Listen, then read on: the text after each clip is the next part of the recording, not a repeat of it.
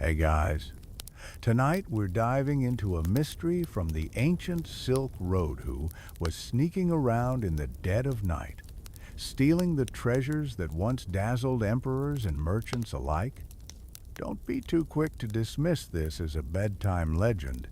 The Silk Road was a real place, filled with more drama and intrigue than any Hollywood movie could dream up. So, grab your blanket, because tonight we're setting off across windswept dunes to find out just what secrets were stolen under the desert stars. So, before you get comfortable, take a moment to like the video and subscribe, but only if you genuinely enjoy what I do here. Also, drop a comment below with your city and the time you're listening. I'd love to know where you're tuning in from. Now, dim the lights. Maybe turn on a fan for that soft background hum, and let's ease into tonight's journey together. You stand at the edge of a lonely desert outpost, the sand swirling around your boots like a restless spirit. The sky has just turned a deep indigo, the first stars beginning to twinkle above.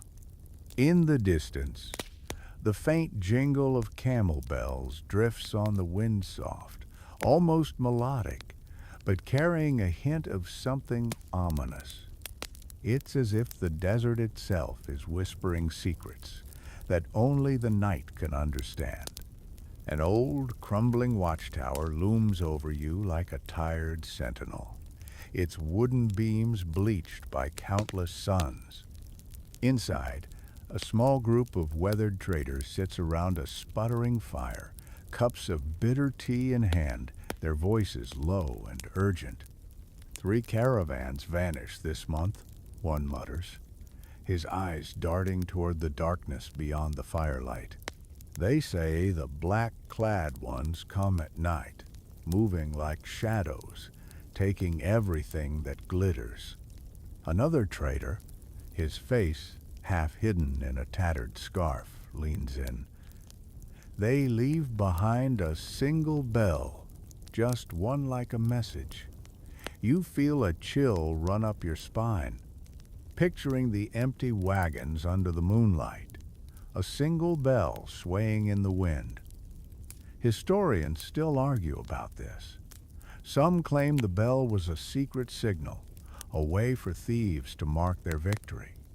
Others say it was just a coincidence, the wind playing tricks with old harnesses. The fire crackles, casting dancing shadows on the sand.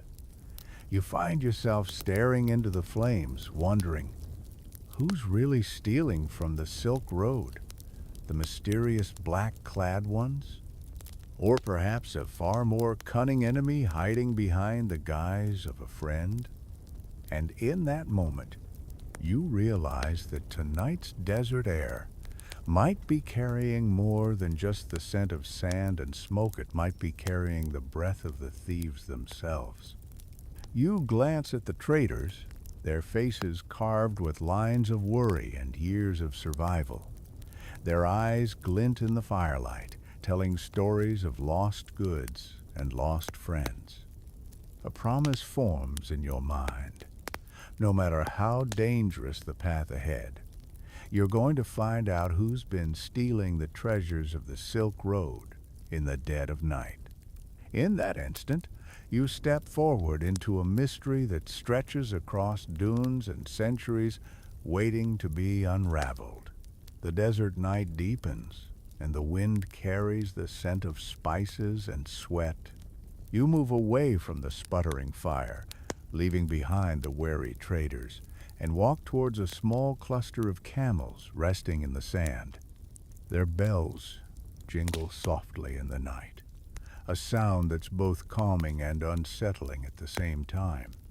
Each bell, you realize, is more than just an ornament.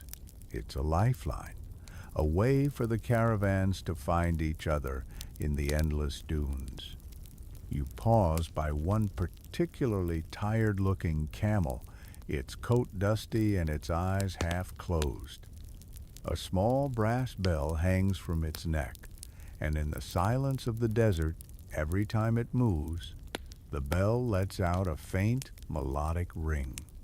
You lean closer and suddenly hear something odd a second, softer jingle layered beneath the first, almost like a whispered secret. You freeze, ears straining. It's so faint you'd miss it if you weren't paying attention. You follow the sound to a narrow alley between two sand-worn walls, where a shadow flickers and vanishes. Heart pounding, you press your back against the wall, breathing shallowly, straining to listen.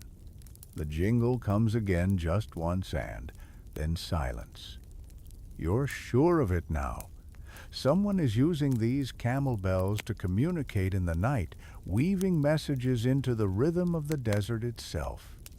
Historians still debate whether the Silk Road's infamous bell signals were real or just a myth spun by traders eager to explain away lost shipments.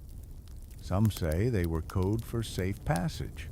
Others claim they marked a caravan for an imminent raid. But here, in the hush of the desert night, the mystery feels alive and tangible, like a living thing you could reach out and touch. You creep forward, every step sinking softly into the sand. A small tattered cloth catches your eye, half buried beneath a drift of sand. You crouch down and brush it off, revealing a patchwork of colorful threads, and on a single small bell tied to the cloth with a worn leather cord. You pick it up, feeling the weight of its silent chime in your palm. It's a simple thing, but your gut tells you it's more than just a souvenir. It's a message. A sudden gust of wind rushes through the alley, carrying with it the echo of laughter. Was it just the wind playing tricks again? You shiver, though the desert night is warm. You glance over your shoulder, half expecting to see a figure in black disappearing into the shadows. The camel bells in the distance jingle again, but this time it sounds like a question rather than an answer. You slip the small bell into your pocket and stand, determined. You can't explain it, but you know this is just the beginning. Somewhere in this labyrinth of sand and starlight, someone is pulling the strings, and tonight you're going to start unraveling their plan. The desert air feels even thicker now, carrying the scent of sweat, dust, and the faint tang of spices. You walk past the camels, their bells giving off a slow, methodical rhythm that feels like a heartbeat beneath the stars. The night has a way of swallowing up sounds and turning them into whispers, and every creak of leather or jingle of brass feels like a secret waiting to be discovered. You move along the makeshift path marked by half-buried stones, the soft crunch of sand underfoot your only companion. Ahead, a faint glow emerges, a line of torches marking the edge of a caravan encampment. You see the silhouettes of tents, traders, and guards, all arranged in the careful disorder that only a seasoned merchant would understand. But something feels off. A hush has settled over the place, a stillness that no desert wind can explain. You slip between two wagons, each heavy with trade goods, spices from the east, bolts of silk, small bronze figurines. Your eyes catch the glint of gold leaf on a tapestry that looks too rich for this humble encampment. You reach out to touch it, but a sound freezes your hand, a sudden, sharp intake of breath followed by silence. You hold your own breath, ears straining. Then you see them, three figures hunched over a pile of crates, their movements frantic and desperate. One is pulling silk bolts out of a chest. Another rummages through a leather satchel. The third holds a small oil lamp, its light dancing over their faces, half covered by scarves, their eyes darting like cornered animals. You realize in an instant, these aren't just traders. They're the ones who've been plundering the Silk Road's treasures. Historians still argue whether desert raiders or inside men were behind most Silk Road thefts. Some point to desperate local bandits. Others blame corrupt officials skimming the wealth. Standing here in the shadows, you can see the line between thief and merchant blur. These faces could be either. You crouch lower, heart pounding. The thief with the oil lamp lifts a bundle of silk high and hisses to the others. Hurry, before the guards change shift. His voice is rough, tinged with urgency. He jams the cloth into a saddlebag. Another pulls out a string of small bronze bells your breath catches. Could these be the same bells used to signal each other in the night? A sudden noisia shout from the other side of camp makes the three freeze. One drops a bolt of silk. It unrolls on the ground like a river of moonlight. The oil lamp flickers dangerously, shadows leaping over the crates like startled desert foxes. You press closer, the smell of oil and sweat thick in your nose. For a moment, you think they'll abandon everything and run, but then they gather the goods, fast as a sandstorm, and vanish between two wagons, leaving only the silk on the sand. You wait, heart hammering. Then, slowly, you stand and step into the circle of spilled treasure. The silk feels cool under your fingers, so fine it slides like water. You pick up the fallen oil lamp, still warm, the smell of smoke sharp in the air. You stare into the darkness where the thieves disappeared, a quiet promise forming in your mind. You will follow them, find their leader, and finally uncover who's been stealing the Silk Road's treasures. The desert night feels different now, as if every grain of sand is holding its breath. You leave the circle of spilled silk behind and follow the faint footprints left by the thieves, just a series of shallow dents in the moonlit dunes. Each step feels like stepping onto a new page of a story that's been waiting to be told. The wind picks up, sending a small flurry of sand across your path, but you spot something half buried by the drifting grains. A scrap of cloth, tattered and sun-bleached. You crouch down, brushing away the sand with your fingers. It's rough to the touch, dyed a faded red with hints of gold thread. But it's what's inside that makes your breath catch. A crumpled piece of parchment, its edges frayed and brittle with age. You carefully unfold it, revealing a Mapat list. It looks like a map. It's more of a series of lines and symbols than any map you've ever seen. Circles, crosses, tiny sketches of mountains, and what looks like a crescent moon. You tilt the parchment under the starlight, hoping to make sense of it. Historians still argue over these kinds of maps. Some think they were simple route guides for traders. Others believe they were secret codes used by desert bandits to mark hidden caches. You hold it up, comparing the lines to the horizon. The mountains etched on the parchment match the dark silhouettes you see in the distance, jagged peaks that look like a line of ancient warriors standing guard. You shiver as you realize this might not be just any map, but a clue to where the stolen treasures are being stashed. A sudden sound snaps you back to the present, the soft jingle of a camel's bell. You spin around, expecting to see another trader, but there's no one there. Just the wind playing its endless game with the dunes. Still, You can't shake the feeling you're being watched. A shadow behind a broken wall catches your eye, a shape that doesn't belong, a darkness within darkness. You blink, and it's gone.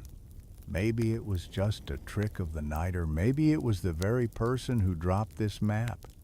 You fold the parchment carefully, slipping it into your tunic. You can't risk leaving it behind. If the thieves come back for it, they'll know you're on to them, and that could make you their next target. You straighten up, the sand shifting under your feet. The desert feels alive, every breeze carrying whispers of old secrets.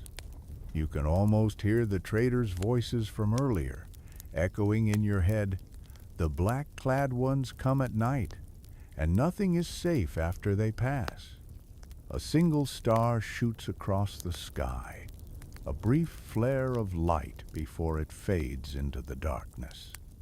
You take that as a signal turning back now. With the map in your pocket and determination in your heart, you set off toward the distant peaks, ready to follow the trail of stolen treasure through the secrets of the Silk Road. The desert air grows cooler as the night deepens, and you feel the crunch of sand under your boots with every step. The map you found weighs heavily in your tunic, each fold a promise of secrets waiting to be revealed. Ahead, the faint glow of lanterns and the murmur of voices drift through the darkness, a sign of life where there should be only silence.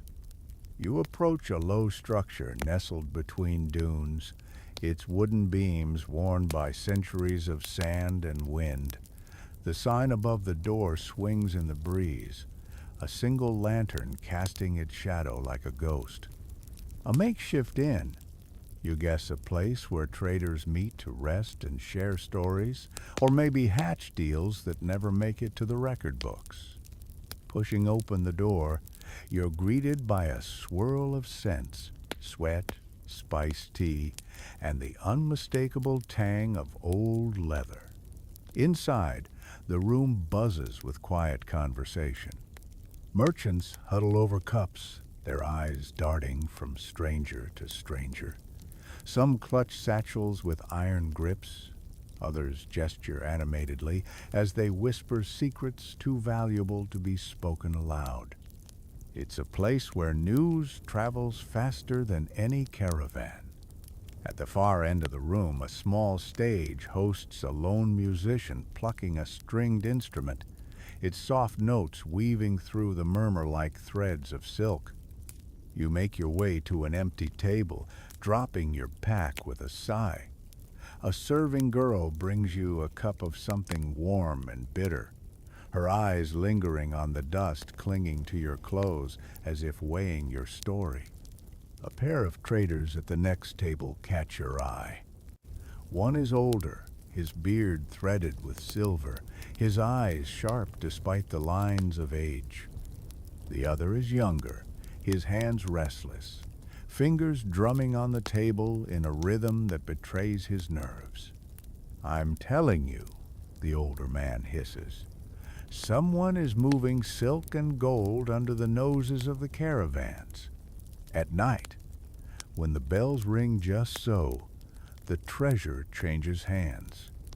The younger man leans in, eyes wide. "And the guards do nothing?" The old man's laugh is dry as desert wind. "Some guards are in on it, some just look the other way. But mark my words, there's more at stake than just coin." Historians still debate how much smuggling and bribery happened along the Silk Road. Some believe it was rampant, a network of merchants and officials making secret fortunes. Others insist it was exaggerated by travelers eager to tell stories. But in this place, with these faces, it feels like truth-like. The air itself is thick with schemes. You sip your drink, pretending not to listen, but your heart is hammering. Silk and gold, those were the treasures you saw the thieves stuffing into their packs. This is bigger than a few missing bolts of cloth. It's a hidden trade route running right beneath everyone's noses. The old man's voice drops even lower.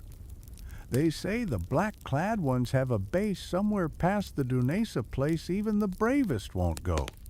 That's where they sort the loot, decide who lives, who dies, and where the treasure flows. The younger man shivers and looks away, but the words hang in the air like smoke. You drain your cup, set it down, and stand. There's no turning back now.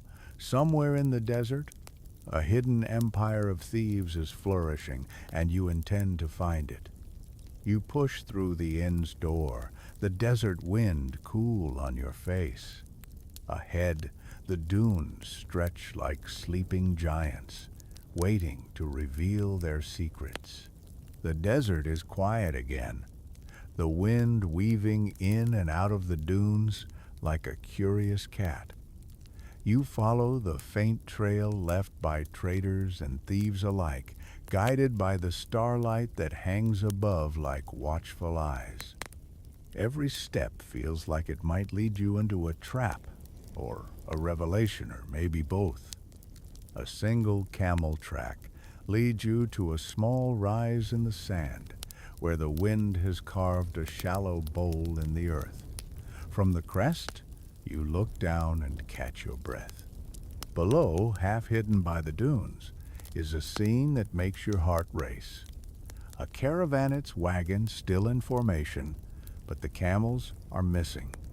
Instead, the place is a chaotic mess of footprints, overturned crates, and scattered silk.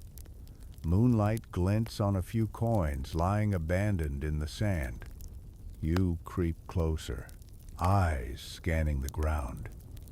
Here, a discarded water skin. There, a torn saddlebag. Everything points to one thing. This caravan was attacked, and whoever did it knew exactly what they were looking for. A fresh set of footprints circles the wagons bigger than the others, deeper in the sand. Someone heavy, carrying a load. You kneel to examine a broken crate, its contents bolts of fine silk half buried under the sand. You run your fingers across the fabric, marveling at its softness, even in the harsh desert. This was no ordinary trade good. The patterns are intricate, the dye vibrant even under the moonlight. It was worth a fortune, and now it lies abandoned. A sound pulls you back, a faint jingle of metal. You spin around, heart pounding, and see a figure dart between the wagons. A black shape, low and fast, like a desert fox. You dash after it, your feet sinking into the sand. The figure slips behind a wagon, and for a moment, you lose sight of it. Then you see a glint of steel, a curved dagger catches the moonlight. You press your back against the wagon, breath shallow. Slowly, you peek around the corner. The figure is kneeling, rummaging through a chest, hands moving with practiced precision. Even in the dim light, you can see the black scarf wrapped around their head, the way they move like a shadow. Every movement tells a story. This is no ordinary thief. Historians still debate whether the Silk Road's worst raiders were bandits or organized gangs with powerful backers. Some claim they were ex-soldiers turned rogue. Others argue they were local warlords preying on the trade routes. Watching this figure now, you wonder if it's all true, a perfect storm of desperation, greed, and opportunity. You step forward, a creak of leather giving you away. The figure's head snaps up, eyes glinting in the moonlight. For a moment, neither of you move. Then, with a single fluid motion, the thief bolts, vanishing into the dunes with the silence of a hunting cat.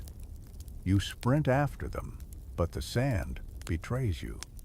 Every step is an effort, every breath ragged.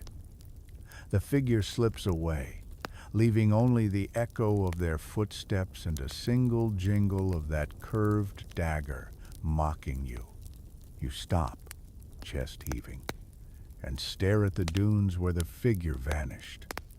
The desert is silent again, like it swallowed the thief whole. You turn back to the abandoned caravan, your eyes narrowing. Whoever they are, they're too good to be just another desert bandit. And that means they're protecting something bigger than just stolen silk. You make a silent promise to the moon above. You will find them, and you will uncover who is behind this chain of thefts. The desert may be their home, but tonight, it's also your hunting ground. The dunes stretch out before you like a living sea of shadows and secrets.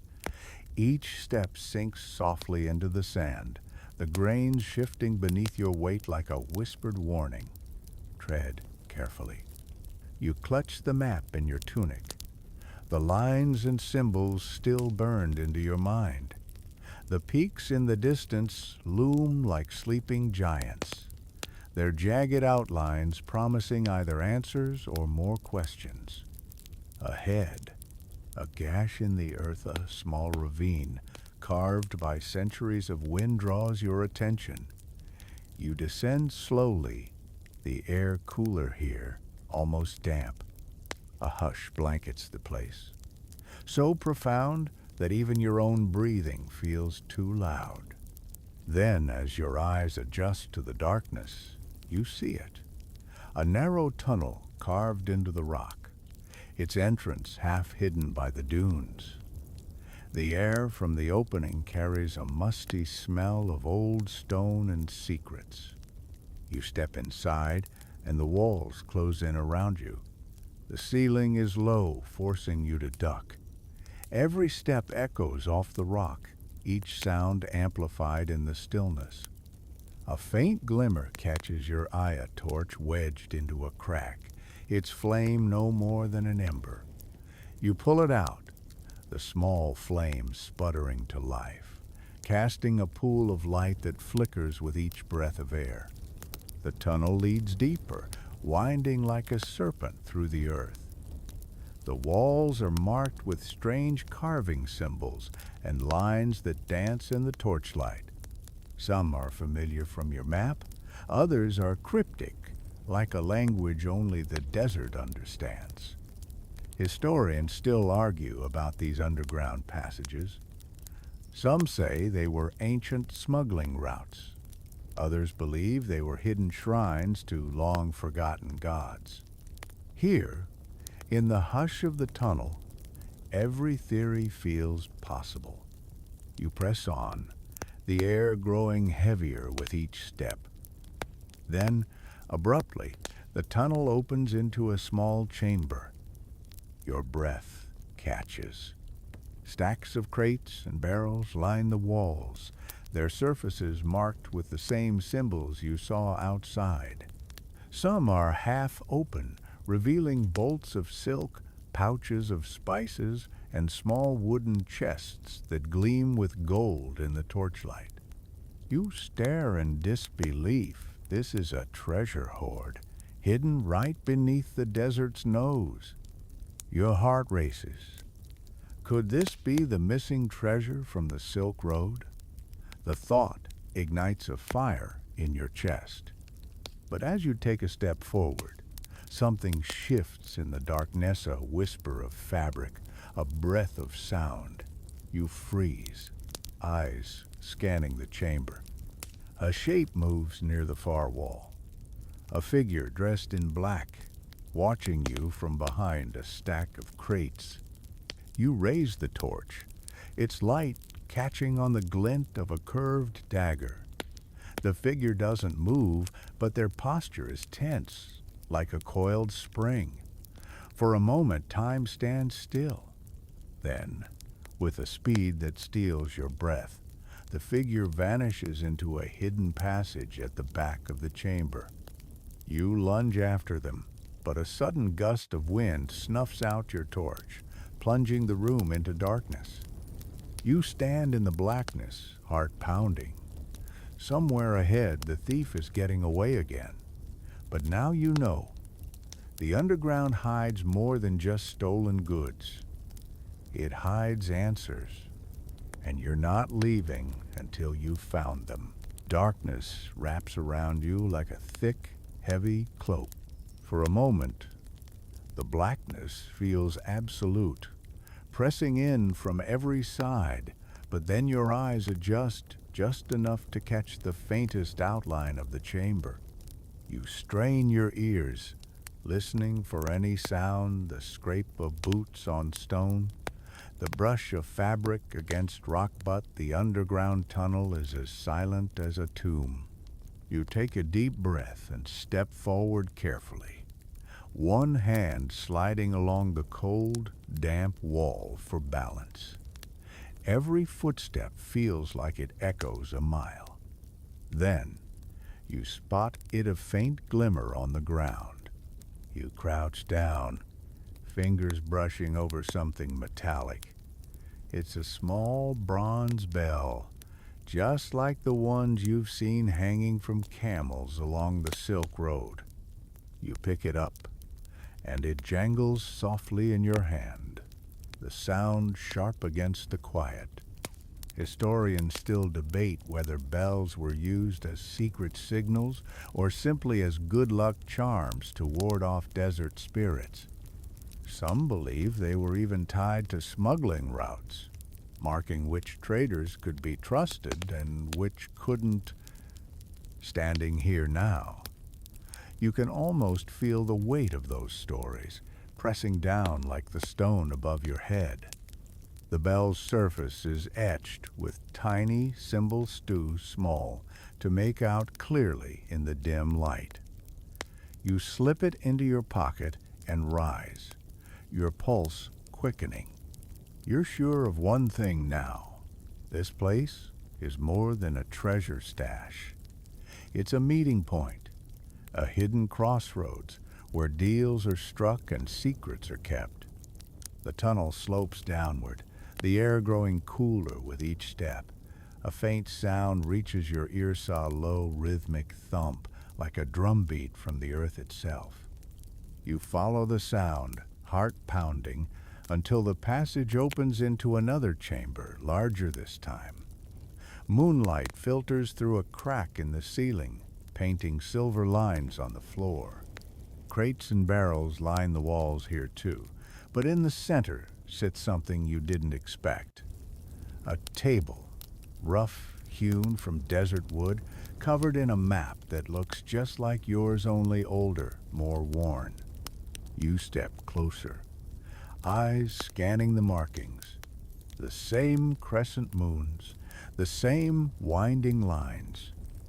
But here, there are also names written in a language you can't fully read. Some are familiar, like Kashgar and Samarkand. Others are so old they might as well be myths. A dagger is stabbed into the table's surface, its hilt wrapped in black cloth. You reach for it, then pause. A noise behind you, a quiet, deliberate cough, makes your blood freeze. You spin around. In the shadows stands a figure, half hidden by the gloom. A glint of steel at their belt, the black scarf around their head, unmistakable. Their voice is low, calm, but carries a weight that makes your skin prickle. "You're not supposed to be here," they say. The tone is almost regretful, like a teacher scolding a student for cheating on an exam. You open your mouth, but no words come. The figure steps forward, their dagger glinting. "You've seen too much," they murmur, "and now you know the truth. The treasures of the Silk Road aren't just stolen, they're controlled, guarded. Their eyes flash in the darkness, and you sense a smile behind the scarf. And the one who controls the treasure controls the trade, and maybe even the world. The dagger in their hand gleams in the moonlight, and your heart beats so loud you're sure they can hear it. You know you should run, but your feet won't move. In that instant, you understand. You're closer than ever to the secret, but also to the danger that comes with it. Your breath catches in your throat as you stand frozen, the figure's dagger reflecting the thin sliver of moonlight that sneaks through the crack in the ceiling. The room feels impossibly still, every sound magnified. The drip of water from the stone wall, the scrape of your boot on the sand-covered floor, the soft jingle of the bell in your pocket. It's like the whole Silk Road is holding its breath. The figure tilts their head slightly, studying you with eyes that gleam cold and curious. Then, in a voice as soft as desert wind, they say, "You should have stayed at the campfire, traveler. This is no place for wandering ears." Their words send a chill down your spine.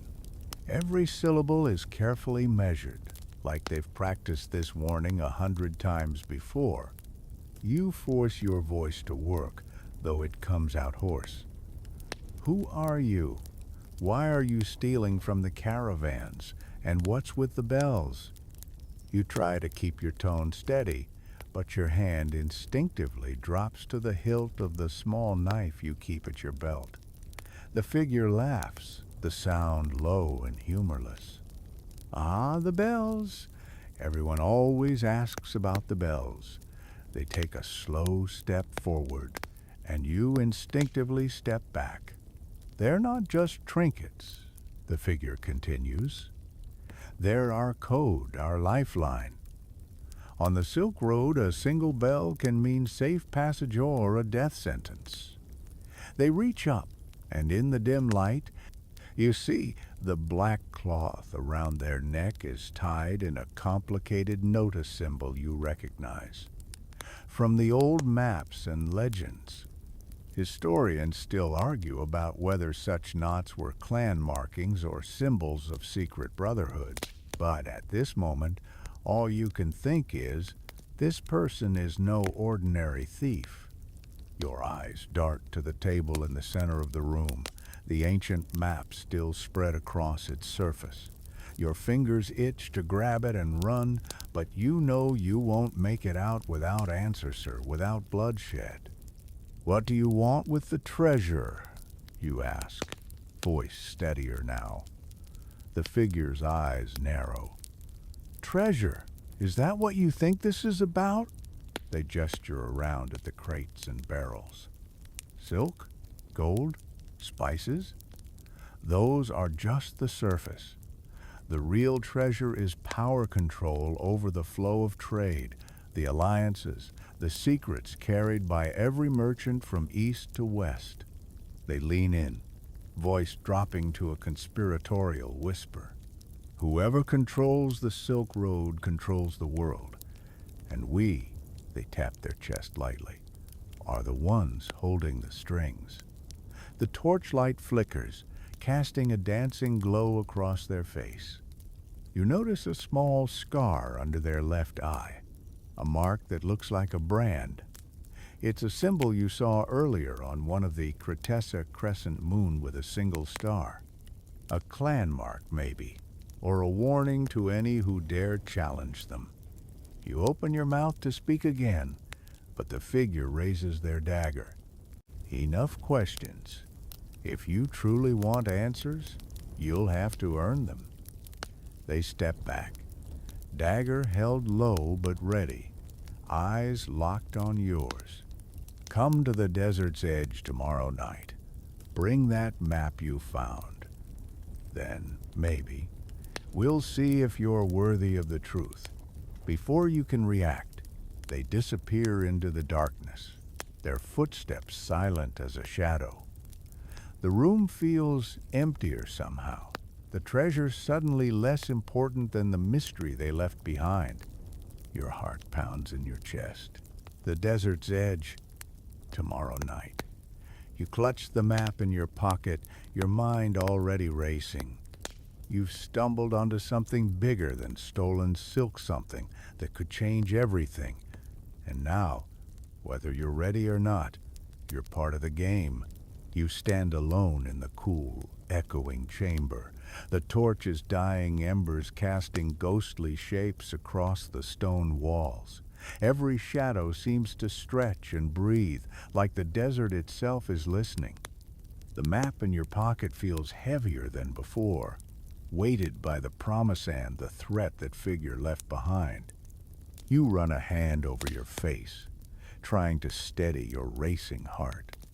1,000 questions clamor for attention, but one rises above the rest.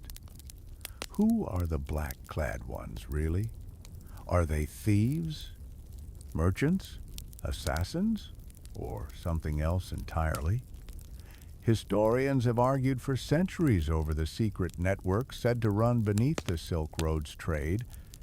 Some claim there were shadowy alliances of traders, exchanging coded messages with bells and tokens, while others dismiss it as the fevered dream of travelers too long in the desert. You glance back at the crates stacked along the walls, at the silk, gold, and spices glinting in the dim light. All of it seems trivial now compared to the puzzle unfolding before you. Power, the figure had said. Whoever controls the Silk Road controls the world. You shiver, though the desert night air is warm. Leaving the chamber, you retrace your steps through the tunnel, every footstep echoing in the quiet. The desert wind greets you like an old friend, its cool fingers brushing away the last of the underground's closeness. You take a deep breath, scanning the horizon. The moon hangs low, painting the dunes silver, and in the distance, you see the outline of the old caravanserai where traders gather. That's where you need to go next. The walk back is longer than you remember, each dune rising like a question mark. As you crest the final hill, the caravanserai comes into view, an ancient stone building, its walls worn by time and sand. Lanterns flicker in the windows, casting a warm glow that feels almost inviting after the shadows of the tunnels. Inside, the place is alive with activity. Traders haggle over bolts of silk, camels grunt in their enclosures, and the air is thick with the scent of roasted meat and spiced tea. You move through the crowd, your eyes scanning every face. You're looking for someone who might know about secret meetings in the desert, someone who's seen the bells, the marks, the figures in black. At a corner table, you spot here a woman with a cascade of silver coins braided into her hair, each one catching the light as she moves. Her eyes are sharp, and she watches the room like a hawk. You slide into the seat opposite her, nodding a quiet greeting. "Looking for something, traveler?" she asks, her voice low but musical. You hesitate, then pull the map from your pocket and unfold it on the table between you. Her eyes flicker to the symbols, and for a moment her mask of indifference slips.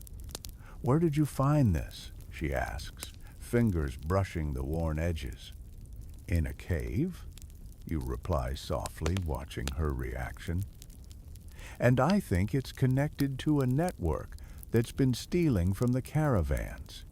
She laughs, a dry sound that holds no humor. "Stealing? Oh, my friend, they're not just stealing, they're controlling. And if you think you're the first to stumble on their secrets, think again." She leans closer, her eyes glittering in the lamplight. The bells, the black scarves, the knots, they're all part of a language older than any map. a language of trade, of alliances, of blood. She pauses, her smile fading. Be careful. You're playing a game whose rules were written in blood long before you were born. You lean back, the words sinking in. The game has begun, and the prize is far greater than gold. It's the soul of the Silk Road itself. And tomorrow night, at the desert's edge, you'll find out if you're strong enough to face it. The night air outside the caravanserai tastes of smoke and mystery. The woman's words echo in your ears, a game whose rules were written in blood. You clutch the map in your pocket, feeling its lines and symbols like they're seared into your skin. You step into the darkness beyond the firelight, where the desert stretches its endless arms to embrace you. Your boots crunch on the sand, and the moon paints silver shadows that seem to dance with each step. The desert feels alive, as though it's watching your every move, its breath hidden in the shifting dunes. You reach the edge of the encampment and see the old well half buried in sand, where travelers used to water their camels. Now it stands silent, a relic of another time. You pause there, listening. The desert is quiet tonight, too. Quiet. You know from the woman's words that the black-clad ones use bells to communicate, but tonight even the camel bells have fallen silent. You hold your breath, straining to catch any sound, and then you hear it. A single soft jingle in the darkness, like a question whispered on the wind. Your heart jumps.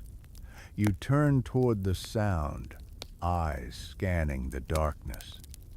Theria, faint silhouette, draped in black, barely more than a shadow against the dunes.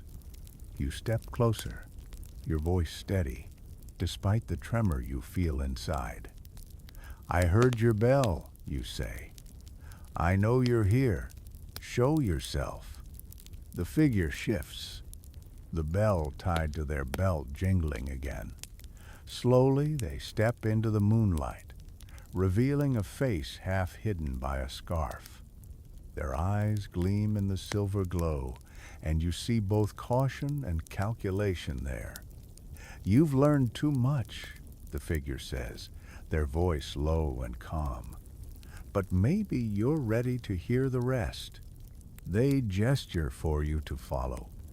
Every instinct in you screams caution, but curiosity and the promise of answers propels you forward. The figure leads you along a narrow path between the dunes, each step bringing you deeper into the desert's secrets. The moon rides high, its light catching on something ahead, a ring of stones half buried in the sand, marking a meeting place older than memory. The figure stops at the edge of the ring and turns to face you. This is where the deals are made, they say, where caravans are rerouted, where alliances are forged. Silk, gold, spices, but more than that.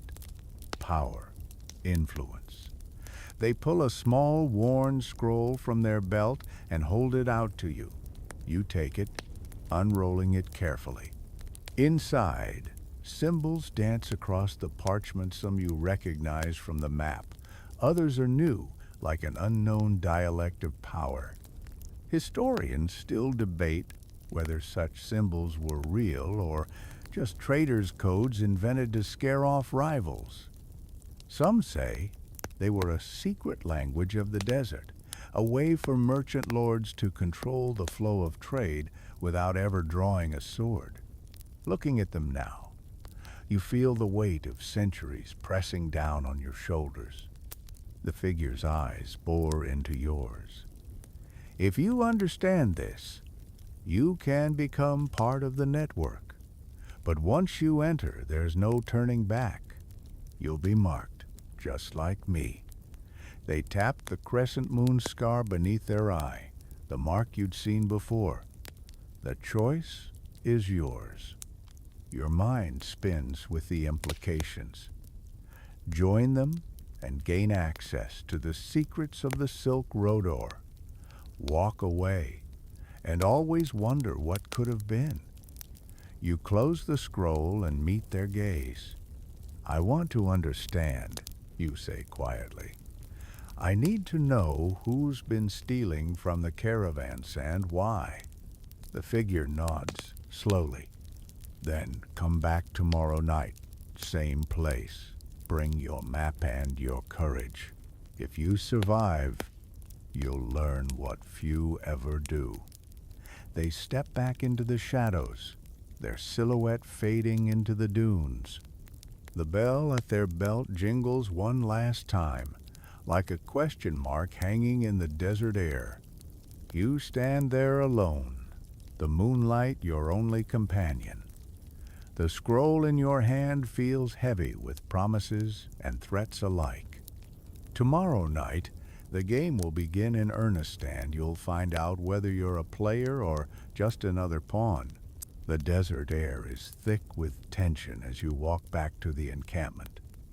Each step kicks up small swirls of sand that dance in the moonlight, as if the desert itself is curious about your decision.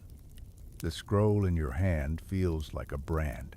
Its symbols a secret language waiting to be deciphered. You roll it carefully and tuck it into your tunic, feeling its weight press against your chest. At the caravanserai, the noise of merchants and guards is subdued, like the entire place is holding its breath. You slip through the shadows, avoiding the main courtyard where traders gather. The conversations you overhear are fragments. Talk of shifting alliances, rumors of stolen goods, whispered curses about disappearing caravans. The Silk Road has always been a place where news travels faster than the wind, but tonight it feels like the stories are closing in on you. You find a quiet corner near the stables and pull out the scroll. Moonlight illuminates the symbols, and you trace them with your fingers, searching for meaning. Some match the marks on your map. Others are unfamiliar, intricate patterns like winding rivers. You recall what the black-clad figure said once you enter. There's no turning back. A shiver runs down your spine. Historians still debate whether such symbols were truly a language of trade or a coded system of control. Some believe they were invented by rival factions to keep power in the hands of the few. As you study the scroll, a noise breaks your concentration. Footsteps soft but steady approach from behind.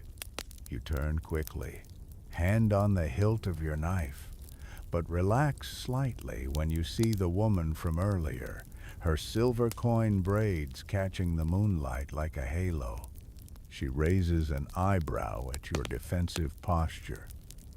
"Easy," she says. "I thought you might need some help with that." She gestures toward the scroll. You hesitate, then nod, holding it out to her. She takes it delicately, her fingers tracing the symbols with practiced familiarity. "You're not the first to stumble onto this," she murmurs. "But you might be the first with the courage or the foolishness to follow it all the way." She looks up, her eyes sharp. These marks are directions. They map the hidden route secret passes through the desert, safe wells, hidden caches of supplies. But more than that, they mark loyalty.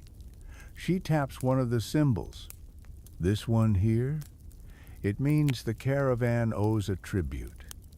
And this? She points to another mark, a crescent wrapped in thorns. This is a warning, a promise that betrayal will be met with death. You swallow hard, the weight of the scroll suddenly doubling. She hands it back to you, her expression unreadable. Tomorrow night, when you meet them again, Remember this. The Silk Road isn't just a trade route. It's a battlefield. Every caravan is a kingdom, every merchant a general. And the black-clad ones? They're the ones who decide who lives and who dies. Her words send a chill down your spine. You tuck the scroll safely away and stand, your legs feeling unsteady. "Why are you helping me?" you ask quietly. She shrugs, the coins in her hair chiming softly. "Because I've seen too many good people vanish in the desert. And maybe, just maybe, you'll be the one to end this game." Before you can reply, she's gone, disappearing into the shadows like smoke. You stand there, the desert wind brushing your face, and realize the night has never felt so dangerous or so alive. Tomorrow night, at the desert's edge, you'll stand at the threshold of a secret world, and whether you walk through it or fall will depend on how well you've learned to read the signs. The desert night feels endless, the stars above like silent watchers in a darkened theater. You pace near the edge of the caravanserai, the map and scroll tucked close against your chest. Every time the wind shifts, the scent of spices and the low murmur of traders drifts your way, reminding you that for most people, the Silk Road is just a place to trade stories and goods. But for you, tonight, it's a gateway into something far older and far more dangerous. You move away from the lights of the encampment, heading for the dunes where the figure told you to meet them. The sand crunches softly underfoot, and your every step feels like it's pulling you deeper into a story that's already written, one that's waiting for you to take your place in it. At the top of a small dune, you stop. Below, in a hollow, a group of figures is gathered around a small fire. Their black scarves flutter in the breeze, their faces hidden, but the glint of steel and the faint jingle of bells mark them as the same group you've been chasing. The leader stands apart, arms crossed, watching the horizon like a hawk. You draw a slow breath and step into the hollow. The firelight catches the edge of your map, making the symbols glow faintly. Conversations cease, all eyes turning toward you. The leader steps forward, his scarf covering everything but his eyes. "You came," he says, his voice a low rasp. "Good. That means you're serious." He gestures for you to sit, and though your instincts scream for caution, you lower yourself to the sand. He pulls out a small wooden box, its surface worn and carved with the same symbols you've seen on your map. He opens it, revealing a collection of small brass bells, each one etched with tiny marks. He picks one up, its surface gleaming in the firelight. "Do you know what this is?" he asks. You swallow, your throat dry. "A signal," you reply. "A message for those who know how to listen." The leader nods approvingly. "Correct." Each bell tells a story-safe passage, betrayal, tribute. We use them to navigate the desert's politics, to control who gets to trade and who gets to starve. He sets the bell down and leans forward. "And now, with that map and scroll you carry, you've stumbled into a game you can't just walk away from." Historians still debate whether these secret societies truly controlled the flow of goods along the Silk Road, or whether they were just desert bandits with good PR. But here, in this circle of firelight, you feel the weight of history pressing in on you. The leader's eyes narrow. You've proven you can follow the trail. But can you be trusted? He pulls a small knife from his belt and holds it out, blade first. Every member of our circle bears the mark, he says, tapping the crescent moon tattoo below his eye. It's the price of knowledge and the cost of betrayal. He flips the knife in his hand, the blade gleaming. If you want to know everything, if you want to see how deep this rabbit hole goes, you must bear the mark too. Your stomach clenches. You stare at the knife, at the half-hidden smiles of the others, at the symbols on the bells that now feel like chains instead of messages. And if I refuse, you ask, voice low. The leader shrugs. Then you walk away with what you know. But knowledge has its own price. You'll never be safe again. The desert wind sighs through the hollow, stirring the fire and the scarves of the watchers. You think of the traders in the caravanserai, the stolen goods, the hidden tunnel sand, the promise you made to uncover the truth. The leader leans closer. So what will it be, wanderer? Will you wear the marker, turn your back on the secrets of the Silk Road forever?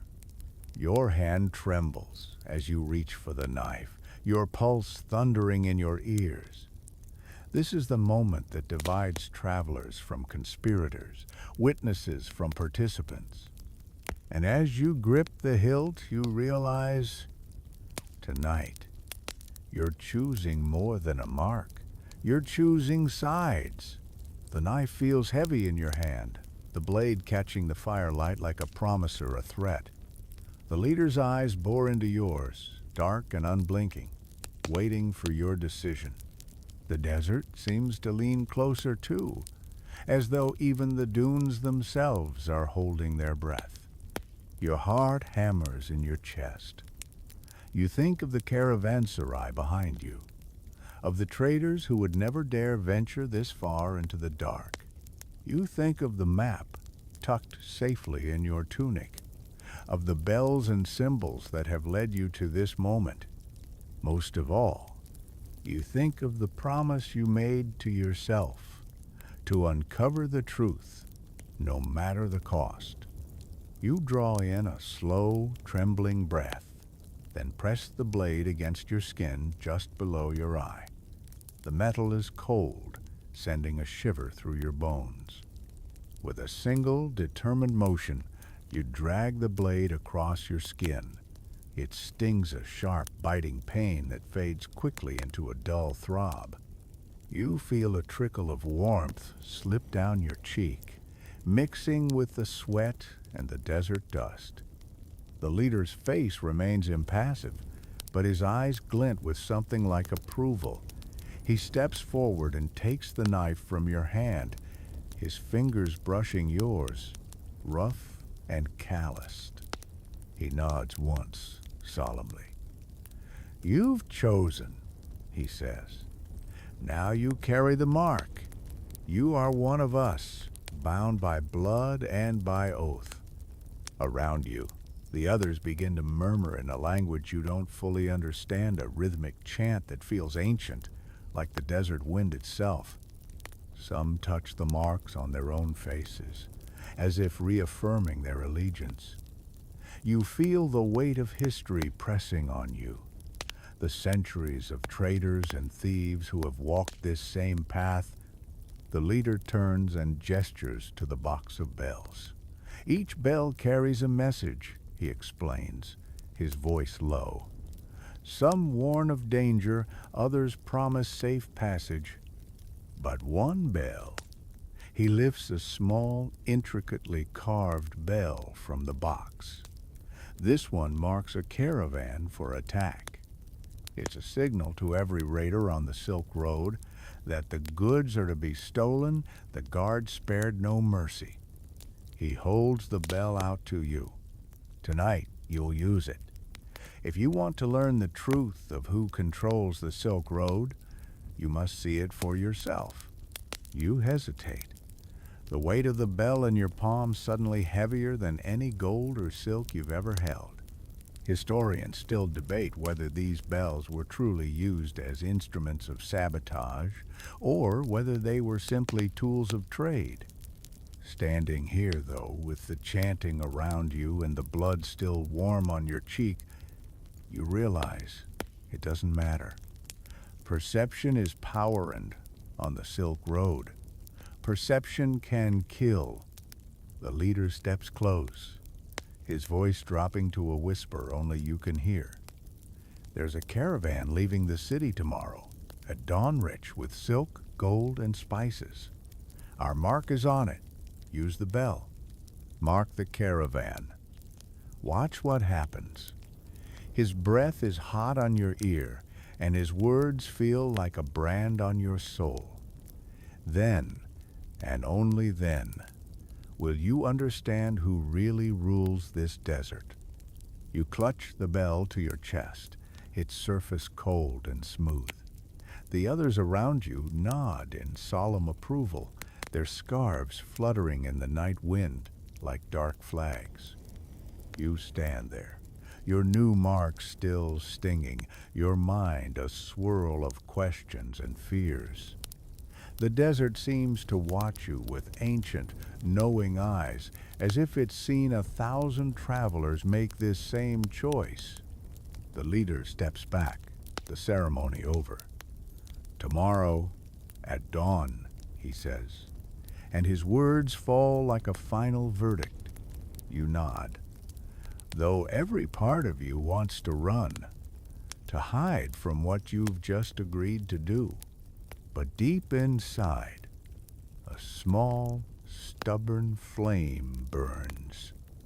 You didn't come this far to turn back now. You didn't come to the desert just to listen to stories. You came for the truth. And if the truth means using this belif, it means watching a caravan burn, then so be it. The desert wind sighs around you, carrying with it the scent of smoke, blood, and secrets. You close your eyes and promise yourself, after tomorrow, you'll know who really owns the Silk Road. Dawn breaks over the desert like a blade of light, slicing the darkness with merciless clarity. You stand at the edge of the city, the small bell clutched tightly in your hand, its smooth surface now warm from the heat of your palm. Each breath carries the tang of dust and anticipation. Every heartbeat a reminder that today you will cross a line that cannot be uncrossed. The caravan is already assembling a line of camels and wagons, stretching toward the horizon. Traders bustle about, shouting to handlers, checking ropes, securing crates of silk and spices. Their faces are a mix of excitement and worry. After all, every journey along the Silk Road is a gamble.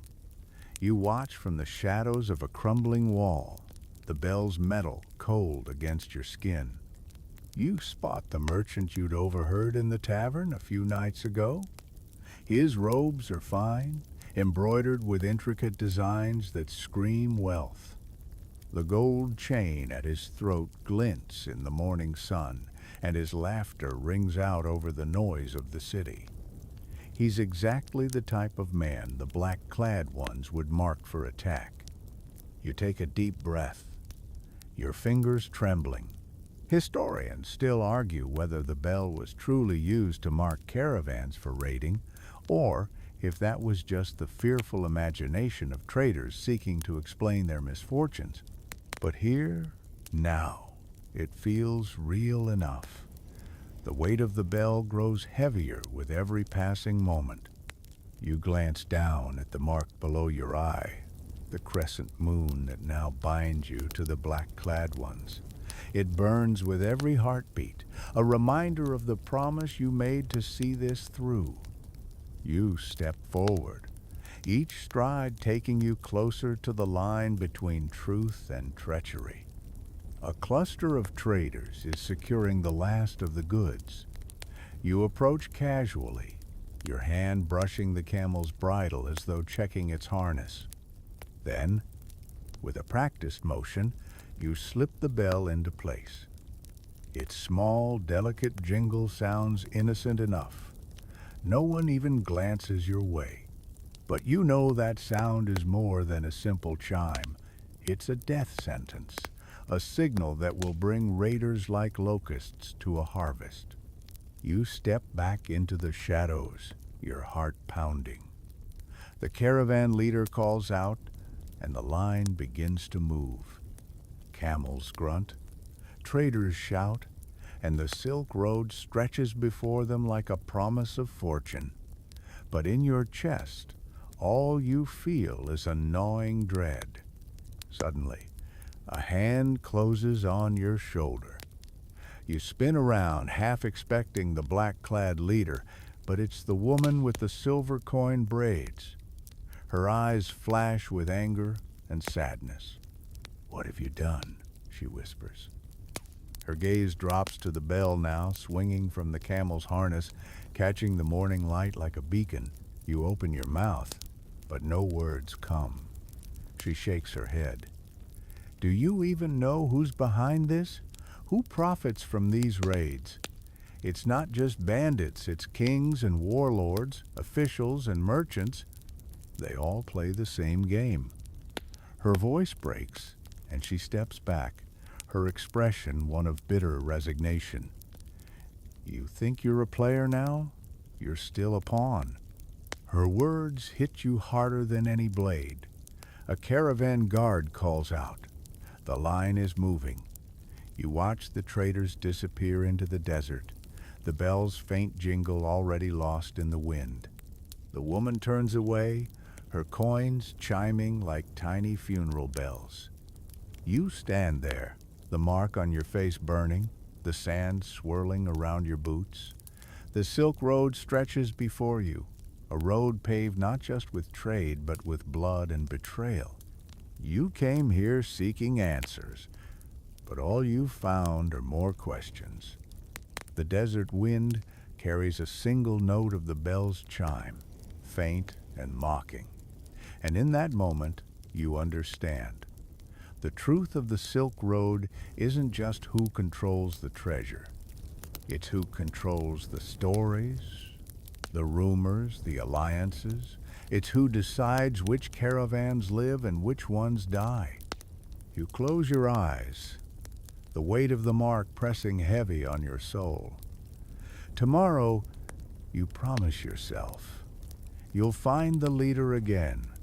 You'll demand answers.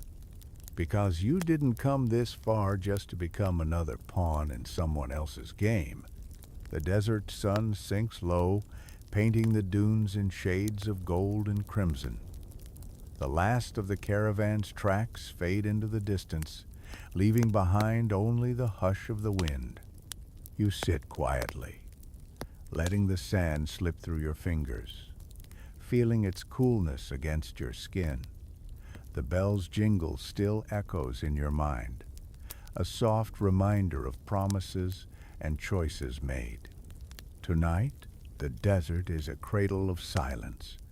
Every whisper of wind carries the stories of those who came before the traders, the thieves, the ones who dared to chase the secrets hidden beneath the stars. You breathe deeply, letting the warmth of the sand and the weight of history settle in your chest. Tomorrow, the sun will rise again, and with it the questions will return. But for now, let the night hold you close. Let the wind sing its quiet lullaby. Let sleep come, slow and soft, carrying you toward dreams of answers yet to be found.